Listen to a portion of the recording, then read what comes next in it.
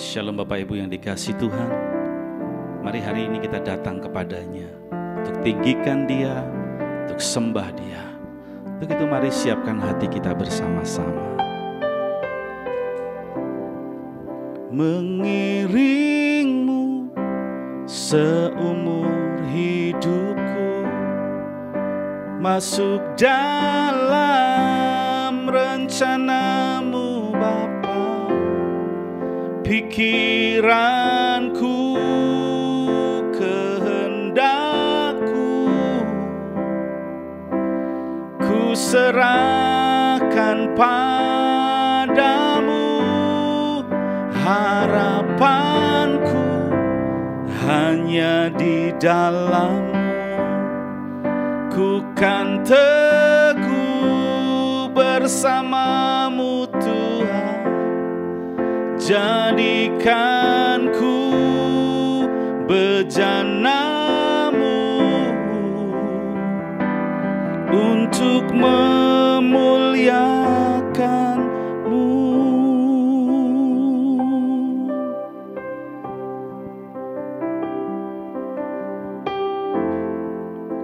Kekuatan di jiwaku, ketenangan batinku,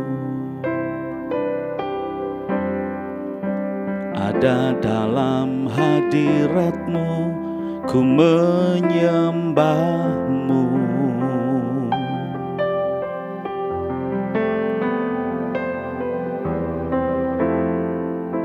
Tersungkurku di kaki-Mu, rasakan hadirat-Mu. Takkan ku melepaskan-Mu, Kau cahaya bagiku. Mengiring-Mu seumur hidupku, masuk dalam rencana-Mu Bapa. Pikiranku, kehendakku, ku serahkan padamu. Harapanku hanya di dalam-Mu. Ku kan teguh bersama-Mu Tuhan. Jadikanku bejana-Mu untuk memuliakan-Mu. Mengiring-Mu seumur hidupku, masuk dalam rencana-Mu Bapa. Pikiranku, kehendakku, ku serahkan padamu. Harapanku hanya di dalam-Mu. Ku kan teguh bersama-Mu Tuhan. Jadikanku bejana-Mu untuk memuliakan-Mu. Mengiring-Mu seumur hidupku, masuk dalam rencana-Mu Bapa. Pikiranku, kehendakku, ku serahkan padamu. Harapanku hanya di dalam-Mu. Ku kan teguh bersama-Mu Tuhan. jadikanku bejanamu untuk memuliakanmu, untuk memuliakanmu, untuk memuliakanmu.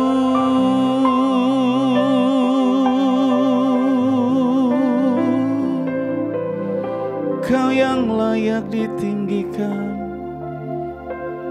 Kau yang layak disembah. Segenap hatiku, segenap jiwaku mengikut-Mu, Tuhan. Allah kekuatanku, Allah perlindungan, Allah sumber kehidupanku, Allah semesta yang berkuasa selamanya. Haleluya. Kinaralamaralama takaralamaralamo. Ini rindu kami Tuhan, selalu ada di dalam-Mu, mengikutimu, mengiringmu Tuhan, seumur hidupku. Sungguh kasih-Mu besar atas kami, setia-Mu nyata dalam hidup kami. Kami bersyukur buat hal-hal yang dahsyat yang Tuhan sudah lakukan dalam hidup kami. Keselamatan datangnya hanya daripada Tuhan. Untuk itu ajar lebih lagi setiap kami mengerti kehendak Tuhan, apa yang hari-hari harus kami kerjakan, agar setiap kami memiliki hidup yang berkenan kepada Tuhan. Terima kasih Bapa di surga, kami sambut firman-Mu. Dalam nama Tuhan Yesus Kristus kami berdoa, kami mengucap syukur. Haleluya. Amin. Shalom Bapak Ibu yang dikasihi Tuhan. Hari ini kita akan belajar bersama-sama dan tema hari ini adalah ketekunan yang membawa kemenangan. Mari saya mengajak setiap kita membaca di Ibrani pasalnya yang ke-10 ayatnya yang ke-36. Demikian bunyi firman Tuhan. Sebab kamu memerlukan ketekunan, supaya sesudah kamu melakukan kehendak Allah, kamu memperoleh apa yang dijanjikan itu. Berapa banyak dari kita memiliki kerinduan untuk memperoleh janji Allah. Janjinya digenapi dalam kehidupan kita. Saya percaya bahwa setiap kita pasti memiliki kerinduan bahwa janji Allah itu digenapi, janji Allah itu dinyatakan dalam hidup kita. Dan salah satu kunci janjinya digenapi di dalam kehidupan kita adalah kita memiliki ketekunan. Saudara, apa itu ketekunan? Ketekunan adalah sikap bertahan, tekun dan tidak mudah menyerah dalam menghadapi tantangan, kesulitan, atau waktu yang panjang untuk mencapai suatu tujuan. Secara sederhana, ketekunan bisa dipahami sebagai kesetiaan untuk terus-menerus berusaha meskipun hasilnya belum kelihatan. Jadi kesetiaan. Yang kedua adalah konsistensi.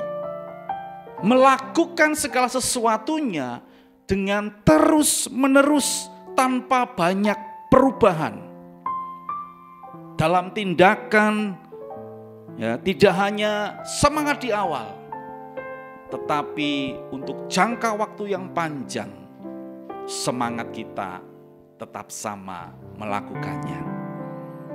Berikutnya adalah kesabaran yang aktif.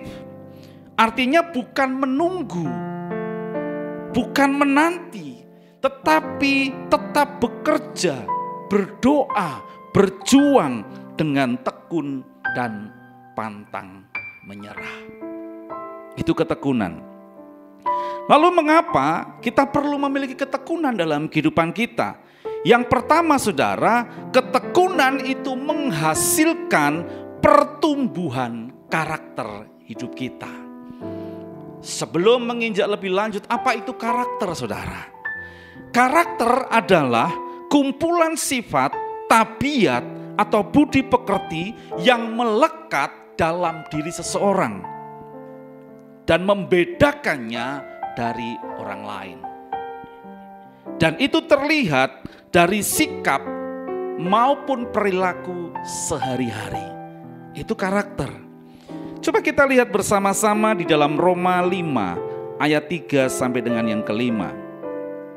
Dan bukan hanya itu saja, kita malah bermegah juga dalam kesengsaraan kita.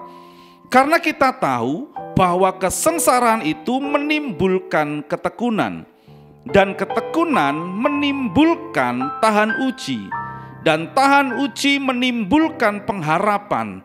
Dan pengharapan tidak mengecewakan karena kasih Allah telah dicurahkan di dalam hati kita oleh Roh Kudus yang telah dikaruniakannya kepada kita. Coba kita kupas sedikit, saudara. Kesengsaraan menimbulkan ketekunan. Kesengsaraan di sini bukan dimaksudkan hidupnya susah, nggak bisa makan, ya, tidur di emper toko. Yang dimaksud dengan kesengsaraan, saudara, kesengsaraan di sini yang dimaksudkan adalah ketika kita terima Tuhan Yesus dalam hidup kita, kita masuk dalam tanda kutip kesengsaraan. Mengapa, saudara?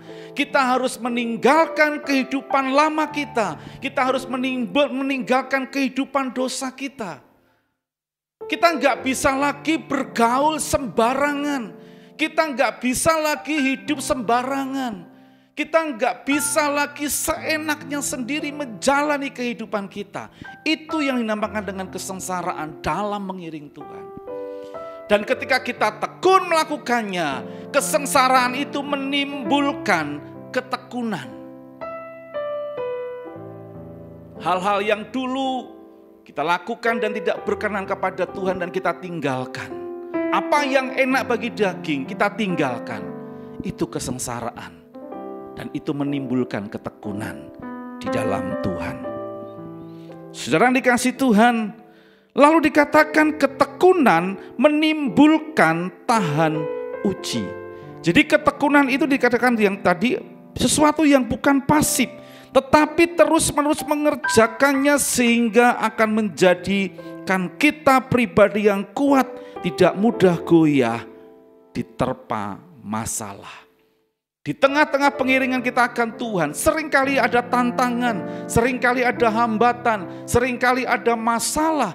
Tetapi ketika kita dengan tekun terus mencari Tuhan, dengan tekun terus memandang akan Tuhan, dengan tekun terus melakukan kebenaran firman Tuhan, itu akan membuat kita menjadi pribadi yang kuat, menjadi pribadi yang tough di dalam Tuhan.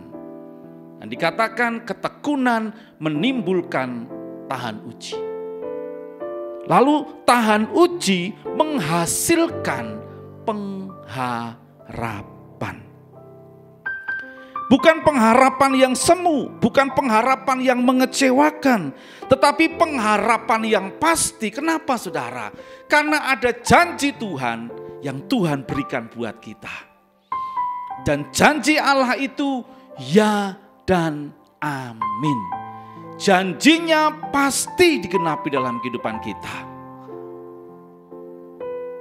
Ketika kita tekun, kita akan menjadi orang yang tahan uji. Ketika kita tahan uji, kita akan terima pengharapan.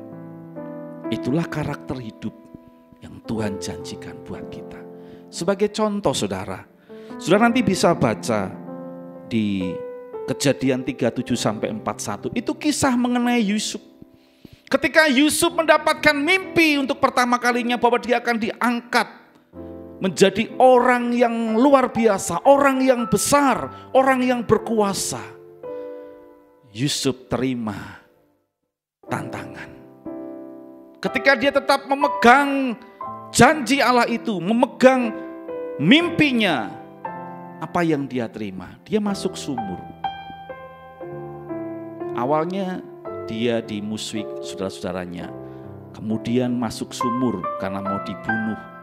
Diangkat sama saudara-saudaranya, bukan diselamatkan, tapi dijual menjadi budak.